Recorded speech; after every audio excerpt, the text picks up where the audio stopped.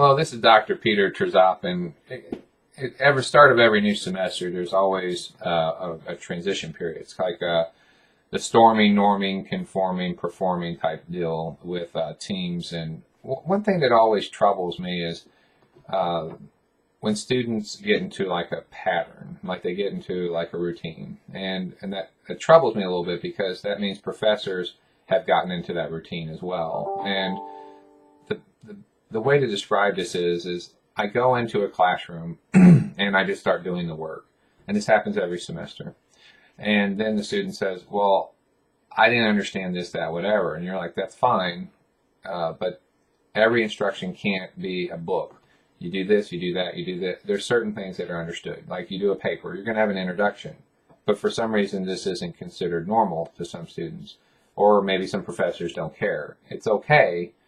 It's just every professor brings something that's important to the table.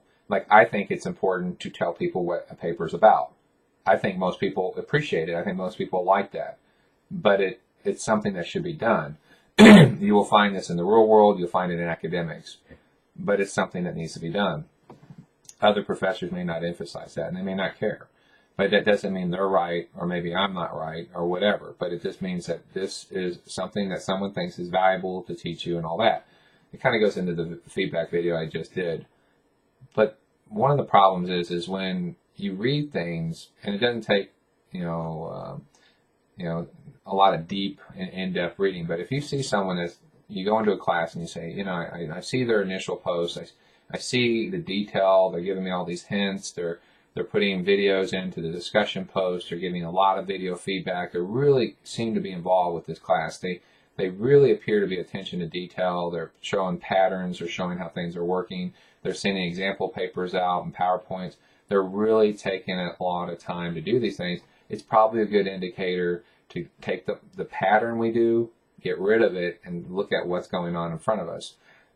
This will be a valuable lesson in the sense of, in the military, I had some officers that were very laid back, laissez-faire, and some that were very attention to detail. And I just adjusted what I did to them. Now, some of them I didn't like, and some of them I thought the greatest thing in the world of them, but it is what it is, okay? So it's not like, well, this is how I do it, so that makes it right. Or these other professors did it that way, so that makes you wrong. Or they did it that way and didn't care, and you're doing it the right way, but I don't like that because I don't like what I'm doing. It causes more work. There does come a point where you should expect professors to communicate, email, call, review things, give feedback. Those are expectations.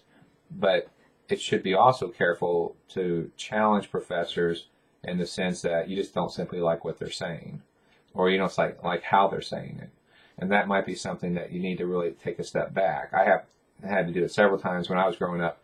I once had a professor give me an absolutely horrible grade on a paper. And it was purely because she did not like the fact that I wrote the actual paper about history. It was History 49A or whatever. And she was a revisionist history person. We're talking about the founding of the country, and she decided it had nothing to do with the founding fathers. It had to do with every other group, which is valuable. It was interesting to know it. But to erase history wasn't valuable. So we disagreed. And I got the title of having the worst paper she'd ever graded. And I thought that was kind of an honor in a lot of ways. And I told her that. And I said, that's incredible. That means it's a great paper because you just graded it based off of what you feel and what you think. You didn't really help me to do better. You didn't really criticize the sources, the writing. So that's good. But I learned from that is that that's what the professor is looking for. Then that's probably what I need to give the professor. If it's something outrageous, like it doesn't make sense, then it's good to question it, but do it in a certain way, a respectful, professional way. So I'm just giving that because I've had a number of students come up to me recently and very professional. I just had a phone call just yesterday, and this gentleman's in law enforcement, absolutely impressed with the way he talked, very succinct, to the point, professional, clear, very impressed with him. And he was talking about some issues with the papers, and we talked a good 15, 20 minutes. Got to learn what his job was in law enforcement. I was really impressed with that. And it's just a really nice way to say, okay, professor, I see where you're going with this, and I've had some failures with other professors. They didn't teach these things, and I really appreciate this, and can you help me this way, that way? It was just a really good conversation. And that's where we want to be, okay? Because that student's open to doing it right. I'm open to helping them, and we come together and we really make that educational experience great. And so that's where I'd like to see people, but kind of remember those things. That's really where you want to go with a lot of this, okay? So anyways, just a brief video that kind of hit me and something to think about. So I appreciate it, and best of luck.